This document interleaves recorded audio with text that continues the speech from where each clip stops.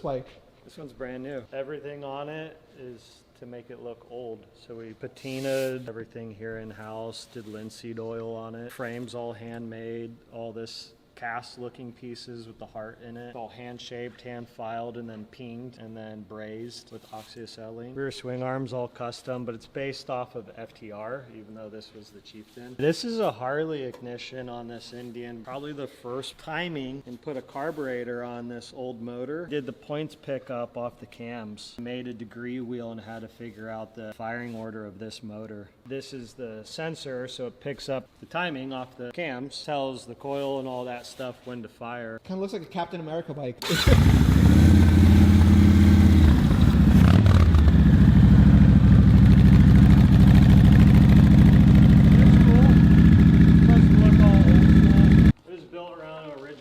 This is original 46 Scout neck and original front fork. Front fork had this natural patina on it. Patinaed this, you know, even the drip marks on the tank and the rust. It's kind of drying out. It needs to get oiled again. Can you do long trips on this bike? Yeah, there's no reason why you couldn't ride across the United States on this. Really? It's a brand new motor. The whole bike looks old, but everything on it's brand new. Yeah. This is a brand new motor as well. This frame's all handmade, custom plunger rear suspension and stuff on it. And then the king and queen seat's pretty unique because all the inner structure is built into the fender itself. There's no upper fender bar. It's a floating seat.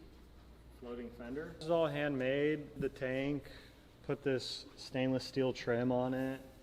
This whole front end was one of the first things I designed on SolidWorks. It's all stainless steel polished. It's not chrome. All the triple clamps, all this stuff's all hand fabbed.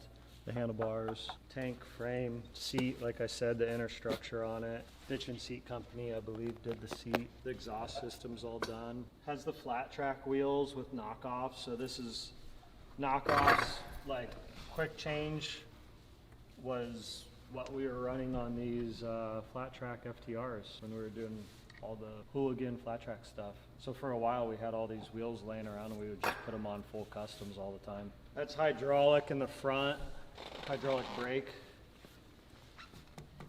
But it's pretty iconic to have a long brake cable flapping around. So the brake master is hidden underneath the frame. So it goes cable, then hydraulic to the front. And all these new bikes too are fly-by-wire.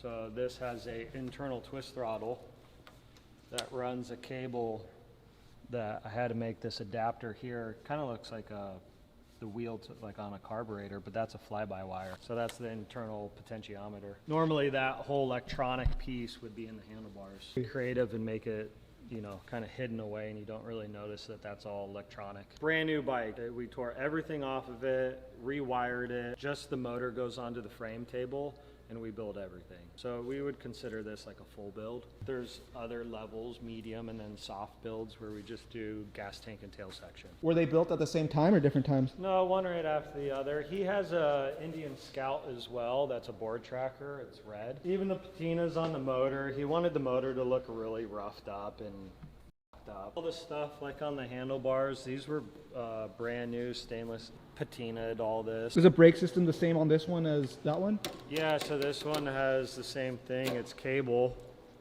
And then this one's actually caught in between here. This one hidden underneath there. Yeah. And then it goes to hydraulic in the front. So you have good brakes even though it looks old. Well, if you have to get like brakes repaired, you have to rip out all that, or is it pretty simple to fix? Well, if you have to change the master cylinder, then yeah, you have to take the tank half off, like probably just one side. Yeah. And then there's an inner bracket, and you can unbolt it. But from there to there, it's pretty short, and you just have your caliper. And this brakes, all this bracket, this weird shaped plate work and stuff's all handmade. Same thing with all the castings. People think this is all stock, but that's all handmade. Oil lines. But a lot of times they just go and I never see them again, or it's like they come back 5 years later Yeah. and you're like, oh yeah, I remember that thing. Your kids, your babies just go off to school. Yeah, it doesn't bother me, but it's cool when they come back. You remember certain things. You're like, oh, I should fab like that again, or I should make brackets like that again. I always forget and do things different. Like looking at this bracket back here and I start to remember things. Swing arm's pretty cool too. It uses aero tubing. real thin, Crazy. but it's how you brace it in. It's all chromoly. The whole frame's chromoly.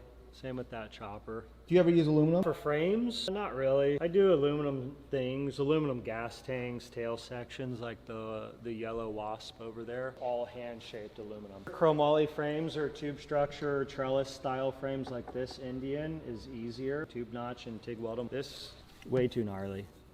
It's all casted, it's all designed. You could modify something like that, but I couldn't build that here. You would have issues with it later.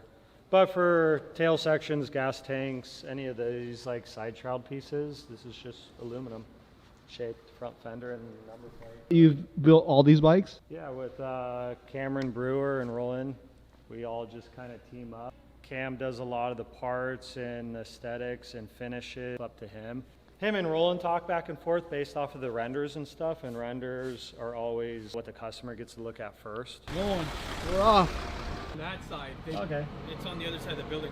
Compton building's pretty rad with all the routing and all the sewing. There's a Saddleman. We've got R&D here right now. We had a project. Roland Sands just put down a custom seat for him. Our guys here at R&D are pretty good. Fit just perfect on that tail section. That looks awesome. Well, we have our R&D department right now working here. So they're building seats, custom seats. Some of them are pans. We've got a little bit of everything right now. The dynos here. Working on production, and I have to stop. Even in that room where it's decent, it's pretty soundproof. There's no way. You get a bagger on that thing, forget it. I got my seat in. You guys knocked it out with the panels in the car seat. Yeah. But Chris and I have been painting it. Like he had to leave to the race a couple days ago, but we've been wet sanding, polishing, and doing all that. It's been. I can't wait to see it. I'm kind of trying to keep so my much eyes work. away. I want to be surprised as hell. Okay. Everyone keeps talking about it and trying to show me. I'm like, I don't want to see it yet. Hold on, I've seen enough already of it. I'm super excited, man. The chassis is done. I drove it through the neighborhood, Get just out all of like here. a skeleton and stuff. Really? But just the body work's all over at the other building, and That's sick, man. lots of work. He's unmasking it. This is the seat that they were talking about over at Saddleman. Saddleman logo. Carbon sides, and then they did a double stitch with the diamond print on the bottom and on the side pieces. Cool. Just one of our old bikes. We stole a bunch of parts off of it Yeah. for this year's build, so we took the bodywork and all that stuff, and we're gonna be racing it in like a month, so I gotta get it all back together. Day in the life of a builder. Steal from one bike to finish another and put the other one back together eventually. You order parts and you're waiting for it, so everything's been on order, but sometimes you gotta do what you gotta do. That's it. Well, it's the end of the workday.